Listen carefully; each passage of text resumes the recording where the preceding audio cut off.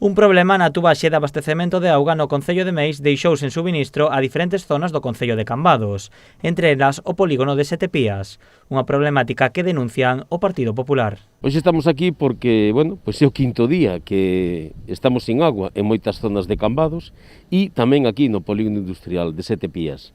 De feito, pois hai fábricas que tiveron que parar, fábricas de conserva, que tiveron que parar a súa actividade por este corte de auga, non? Dende o Concello enviaron un escrito informando de onde proviñan os problemas e que xa contactaran con Viacua, a empresa concesionaria de xestión, para atopar unha solución. A explicación non convence aos populares, que acusan tanto o goberno local como a Mancomunidade do Salnés de inactividade.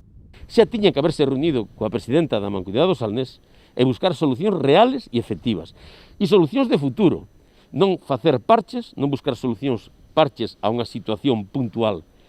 Insisto, hai uns terreos comprados entre Viscoso por parte da Mancomunidade, hai un proxecto básico feito, que se desarrolle ese proxecto e que se dé unha solución total e unha solución de futuro para os veciños e veciñas de Cambados e para o polígono industrial de Sete Pías. Os populares tamén denuncian que o Concello non falou nin coas empresas afectadas nin co goberno de Ribadumia e que está mentindo aos veciños.